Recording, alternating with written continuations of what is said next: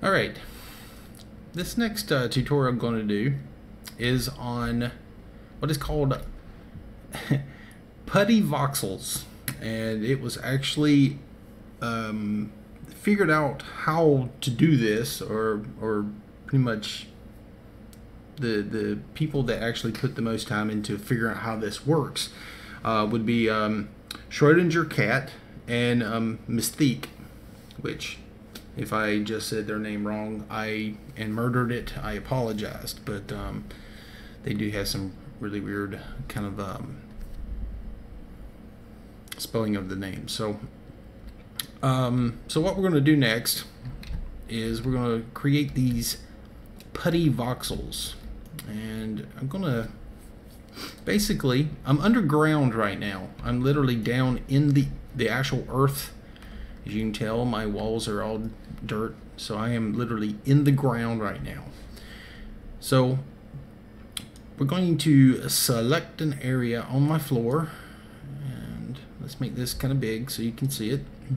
Let's bring it up in the air, and after I've made this selection underneath the ground, I'm going to take my heal tool and get it to where my stuff turns green, and I'm going to heal this section of earth.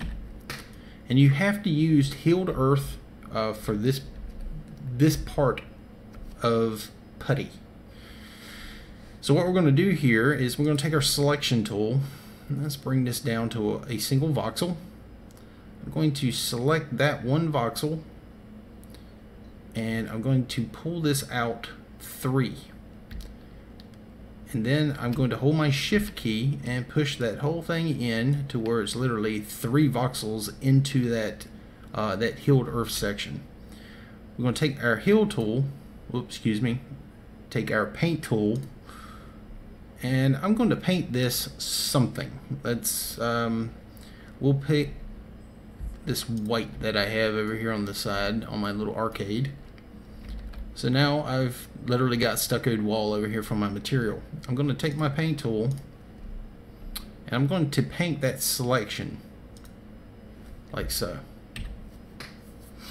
The next thing we're going to do is take my selection tool and select a single voxel right here on the outside, hold my shift key and push that in 2 voxels. So now I'm actually selecting that 3rd voxel back from the initial selection. And now I'm going to do a Control C to copy. I'm going to bring this back, Control V to paste, and now as you can tell it kind of reacts like a real voxel. But these are special voxels. Okay, I'm going to hit escape out of this. I still have it in memory on the clipboard, but I'm going to kind of show you what this thing can do. I have this little window frame. I'm going to do a Control V to paste it again, bring it up against it, and I'm going to put this voxel right in that little space right there. I'm click check. As you can tell, it conformed to that voxel spacing. And I'll do it one more time so you can get a little close-up here. Let's drag that sucker in there one more time and check. As you can tell, it filled the spacing. Now, if I took my add tool and did the same thing, it doesn't work that way. Literally, these special voxels that we're copying out of this block here and put in here will conform to whatever it is that you're putting into, versus forcing a regular voxel into that same hole. Now, the coolest thing about this is I have this angle here. I'm going to do a Control V again to paste it. I'm going to bring this up, and I'm going to put this pretty close to this angle, and I'm going to hit my click. That's what happens when you put it next to an angle. It literally didn't really disturb the outside sections. There's a little bit of changes, but not very much. But it literally conform to the actual angle that you're actually putting it up against. So you can actually get probably some really cool effects by playing with it on a 45-degree angle. Now, when it comes to circles, this is really cool. Say you're making a staircase, because everybody seems to want to make staircases and do all these little funky stuff. So let's create a parcel, and just, we want this edge here to conform to our center or outside circle. So let's do my control V to get my copied voxel up here. I'm going to put this right on the very end next to that voxel line that I just put in there, and I'm going to check. It filled in that gap without disturbing the actual circle quite as bad. So it literally kind of molded to whatever voxel was actually here on this circle, and I could probably do the same thing all the way around without messing up the circle quite as bad. Now if I do a control Z to back up, and I come in here with my add tool and I put a regular voxel in this place, you can see it totally distorted it. It totally kind of pretty much destroyed my little circle and its beauty. So let's go back and let's put that in there one more time. Control V to paste my putty voxel. Bring this out, bring this up, out again. Oops, went in too far. But as you can see, it doesn't mess up the circle quite as bad as a standard voxel, and you can kind of play with that idea. Now, the next little cool thing about it is, this kind of leads into the predecessor video, which was the anti-voxel etching that Sog kind of came up with. And so let's do a control V. Let me bring this out here so we can see our putty voxel. I'm going to bring this in right inside of that etch space right here, just like that. And I'm going to click. I'm going to go down this little line here and just fill in like these little gaps. And as you can tell, it's filling in all those empty spaces that were created by the etching without messing up the etching itself. So you can literally fill that etching space with the with these putty voxels. And then you can come in there and let's grab some of our lumicite, such as this. And I can sit there and I can paint this sucker all I wanted. So you can actually do some really fine detail work using the putty voxels. Now, say you have something cut out like this.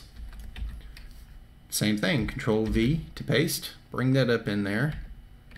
Let's get that right where we want it, like this. I can fill that space with the putty voxels without messing up the design work that I have put in there. And I can mix and match, you know, my various textures depending on what it is that I painted on the putty voxel. Right now it's using stucco, but that's because I painted the putty voxel with stucco. So you can change your material to pretty much whatever you want to and fill in these little gaps, and you can probably make some really cool mosaics or something of that nature using this technique. As you can tell, it's filling up that design work fairly nicely. Now let's go ahead and finish this up. But you kind of get the idea of how useful these putty voxels can actually be. Now,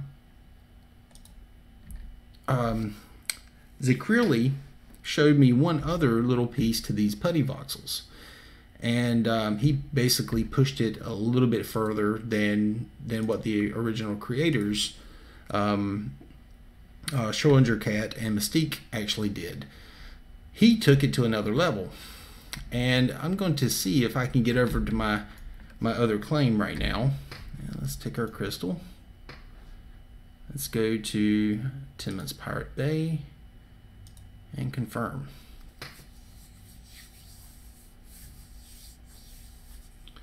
And hopefully this won't take very long so I can get over to this other claim fairly quickly.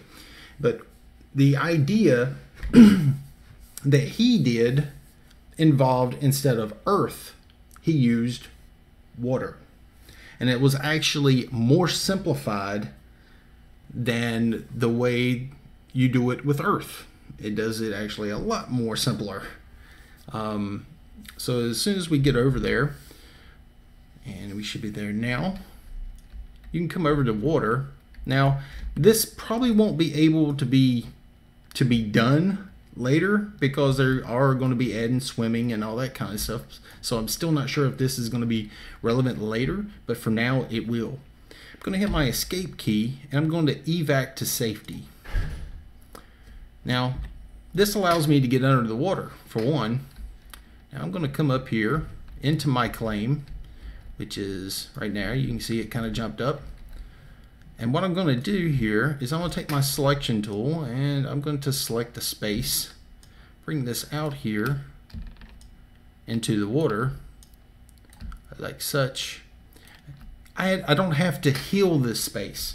I can take my paintbrush and actually paint directly in the water. So I'm not using a heal brush. I've just literally just taken a selection and painted that selection.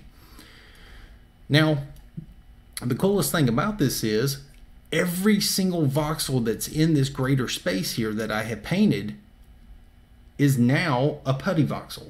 So I'm going to take my selection tool and just grab one. Control copy. Let's go to the bottom of my ship here. And I'm going to paste it right up against the bottom of my ship. Hopefully I can get it pretty darn close, but as you can see, it does the same thing. It conforms to whatever's around it, and it doesn't mess up that outside face. Now the water is kind of messing with my graphics here, but I can paste these pretty much how I want to.